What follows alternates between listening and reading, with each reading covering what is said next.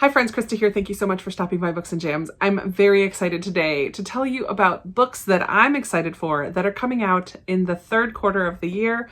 So in July, August, and September.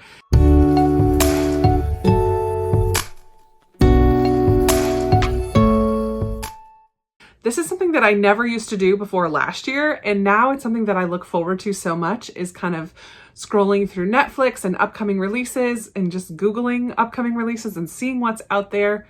Did I say Netflix? NetGalley. I mean NetGalley. Since I've started looking at anticipated releases, I've tried to get a variety of different genres. So I have 10 books to share with you today, and this list in particular is a little bit heavy on the rom-com. There are 3 straight rom-com books and then one that's kind of a contemporary but it's going to have a romance in it. And that makes sense because I like to read those kind of books in the summertime. So let's just jump right in. In July, there are 3 that I have written down. The first one I have is The Littlest Library by Poppy Alexander. This is coming out on July 19th, and it looks like it's going to be a romance/contemporary. We follow Jess. She loses her librarian job and her grandmother in a short amount of time. She decides to kind of give herself a fresh start, moves into a cottage in a small English village, and learns that on the property she has one of those red phone booths, kind of classic England landmarks almost.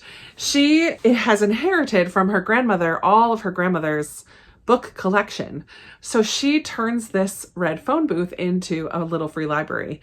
And people in the town start using the library and it starts bringing people together. There's a lot of hurt relationships in this town, and this library starts bringing people together in completely unexpected ways. And of course, there's a grumpy neighbor who lives next door to her new little cottage, and I'm sure there's going to be a romance there, but this just sounds like it's going to be very sweet, and it's bookish, and she's a librarian. It's going to be very literary themed kind of read, and I'm here for it. I'm totally here for it. The next one is totally different. Coming out on July 12th, so I should have done this one first, but I didn't, is Upgrade by Blake Crouch. I have read a couple other Blake Crouch books. He writes sci-fi. It's not something that I normally read, but I loved Recursion. I loved Dark Matter, and so I'm really looking forward to Upgrade. And this had the most convoluted or vague summary. I read the summary multiple times and I'm like, what is this even going to be about?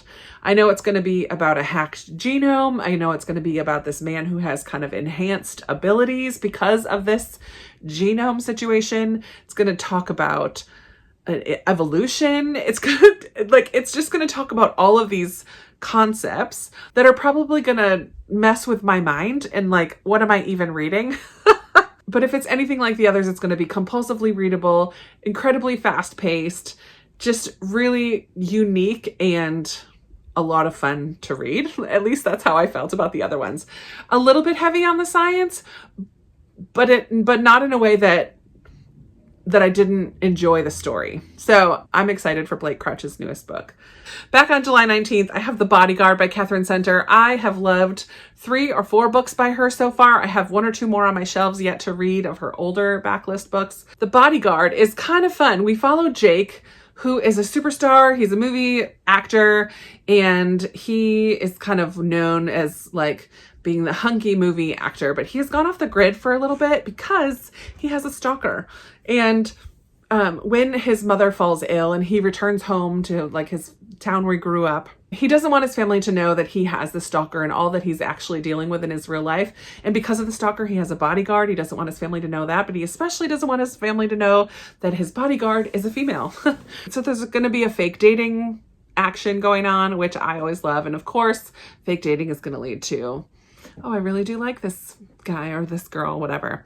I think Katherine Center does almost rom-com plus, because they're not straight rom-coms. There's usually some more depth and heart in the books that she writes. There's usually a level of depth that's not always there in other rom-coms. So I always call them rom-com plus. It's rom-com and something a little more deep. Moving into August, on August 2nd, we have a straight rom-com called The Fixer-Upper by Lauren Forsyth. This sounds like a lot of fun.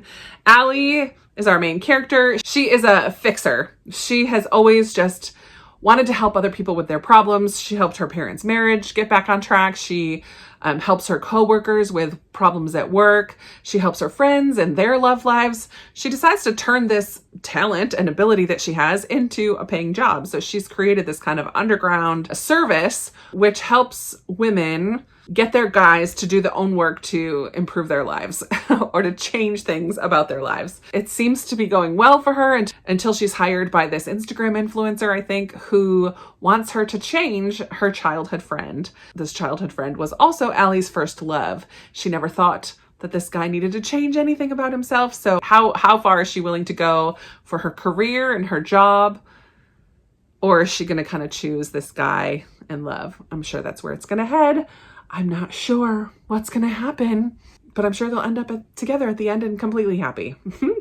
Also in August, but changing gears a little, we have a historical fiction called The Orphans of Mercy House by Marty Wingate. This comes out on the 9th, and this one, it takes place in the 1950s, so it's post-World War II, and these two friends, childhood friends, kind of are reunited.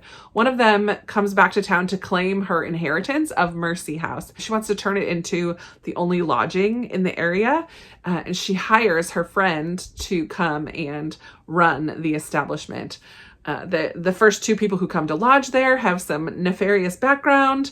And then they also get this young girl, 11-year-old girl, who starts to lodge there. I'm not sure, they kind of get custody of her in some way. I'm not exactly sure what's going to happen, but all of these people have their own secrets and backgrounds, and are these secrets going to draw them together, or are they going to push everybody apart? Sounds like an interesting cast of characters and this idea of friendship, but also in this historical setting. I'm very intrigued by this one. The only middle grade I have on this list comes out on August 23rd, and it is Frances and Her Monster by Reef Tuma. When I saw the cover of this one, I immediately thought of Sweep, the story of a girl and her monster, but this is definitely more like Frankenstein than Sweep. So in this one, we follow a young girl who loves science. Both of her parents are scientists. And one time, in order to kind of impress her parents and get them to start taking her on some of these scientific conventions and things that they go to, she unwittingly releases this monster on the town, and it starts causing havoc. So along with her chimp and a robot that's her tutor, she goes on the hunt to try to track down this monster. And I'm sure adventure and hijinks are going to ensue. And also this family relationship will be a big part of the story as well. Sounds like a good read, and I love the cover. The 7th book on my list comes out on August 30th, and this is by an author that I've read before and loved, Ellen Marie Wiseman, and this one is called The Lost Girls of Willowbrook. Oh man, this one sounds so good.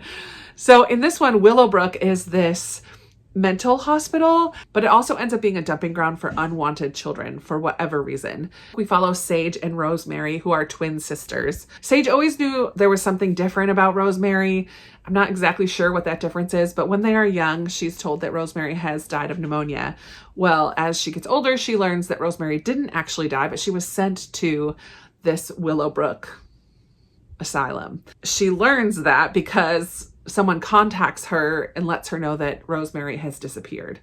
So now she learns, number one, that her sister is not dead, and number two, that she's gone. So she goes to Willowbrook to try to figure out what happened, but because they're identical twins, when she gets there, she's mistaken for Rosemary and brought into Willowbrook, and I'm not sure what's going to happen to her once she gets there, but I'm sure it's going to be pretty daunting. And I have really loved Ellen Marie Wiseman's books in the past. Oh, I'm sure this is going to be so good. The first September book comes out on the 6th, and it's called The Boy with the Bookstore by Sarah Echevarri Smith. And this sounds so cute.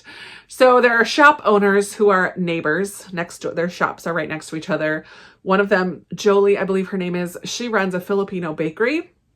And the guy, don't know his name, he runs a bookstore right next to each other. Apparently there's some kind of building renovation that's going to happen, and they decide to join forces and create a bookstore / bakery combo store while this renovation is going on. Doesn't always work very well. The guy who owns the bookstore kind of has at it with the pastries that she makes. He dries his clothes, I think, in her oven. She just has had it. But tensions are rising between them, and clearly it's going to be a romance between them. But when they both learn that there's some kind of shady goings on with the reason why there's renovations happening in the first place, they both kind of join forces, put their differences aside, learn how much they're willing to fight for their business and for their growing friendship, and try to find out what happened, what's going on. Why is this shady business happening? Sounds super cute. It just sounds cute. The next book is magical realism, which again is not normally my type of thing, but I love Sarah Addison Allen, and her version of magical realism is right up my alley. It's always so charming. And her book coming out in September is called Other Birds. It comes out on September 13th. And I'm so excited. This book takes place on an island, Mallow Island, off the coast of South Carolina. And there's this building on the island that's turquoise blue. It's built in the shape of a horseshoe to kind of represent these birds that live in that area. And there's this quirky and strange group of residents who live in this building.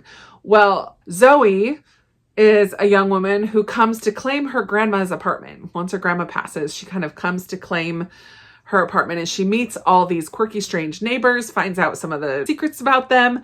I believe one or two of the neighbors might be ghosts, which again is not always my thing, but I trust Sarah Addison Allen and I'm eager to read this. As I was reading the synopsis, however, the only thing I'm worried about with this one is that I didn't sense any kind of plot or story. It just says that there's this building and these quirky people, and they all have a little bit of secrets. It's going to have an importance on story and the stories of the lives of the people who live there. I'm wondering if it's going to be kind of short story vignettes of these different people who live there, or if there is going to be some kind of overarching plot. I'm not really sure, so I'm a little wary about that, but I have loved Sarah Addison Allen in the past, and I'm willing to give it a try for sure. Finally, I have The Matchmaker's Gift, which is a historical fiction by Linda Cohen Leugman, who has written The Wartime Sisters and The Second Family, Two Family House, something like that, which I've enjoyed both of those books. This book of hers comes out on September 20th, and we're going to follow Sarah, two storylines. Sarah in 1910 is a matchmaker, and we're going to also follow her granddaughter, Abby, who is a divorce lawyer. So Sarah in 1910 timeline is a very talented matchmaker, having a lot of success. But the description says the devout older men have issues with her and her talent. For sure, they would. It's affecting their businesses, their ministries, their churches, whatever. It's affecting them in ways that they don't really like. And so they're kind of coming up against Sarah and her matchmaking skills and talents. I don't know if she opens a business. I'm not sure if she just does it on the side. I'm not sure. But then we follow Abby, who is, like I said, a divorce lawyer. So totally on the opposite end of the spectrum as her grandmother. But when her grandmother passes away, she leaves all of her journals to Abby. And so Abby starts reading through her grandmother's journals, learning about this matchmaking business. And these journals start to bring up a lot of questions in her life, not only about her own purpose and what she's doing, but also about some of the matches that her grandma made. And apparently there's a promise in there. And is Abby gonna fulfill this promise that her grandmother made? At some point, there's going to be a romance with Abby in her life, and I'm not sure who that is. It didn't really get into it in the description, but it talked about something about first love, is love at first sight even possible? Different things like that. So it brings up a lot of questions in her life. I love this dual timeline with when it's a grandmother and granddaughter, or like that same family generations. I'm excited about that. And I just think that sounds like it's going to be a really good read. So those are 10 books that I'm excited about that are coming out in July, August, and September. I would love to know if any of these books piqued your interest as well. Do you have any others that you've heard about that you're excited for? I will say I have requested all of these on NetGalley. I was declined for the Catherine Center one, and all the rest I have been approved for, except Other Birds. I'm still waiting for approval and waiting and hoping for approval from that one. So hopefully I will get to a handful of these before August or before September when I do anticipated reads for the last quarter of the year. We'll see. I haven't been doing that great with keeping up with my anticipated reads. I've read a couple from the beginning of the year. 1, 2, 3, 4, 5. I've read 5 from the first half of the year so far. Not bad, but I would like to try to do a little bit better than that moving forward. But I've put a bunch of them on hold at my library, so whenever they get added to the library, I will be hopefully very close to the front of the list. And that's going to be it for today. Thank you so much for watching. I can't wait to hear which books stood out to you and which books you're looking forward to in the next couple months. And I look forward to talking with you in another video very soon.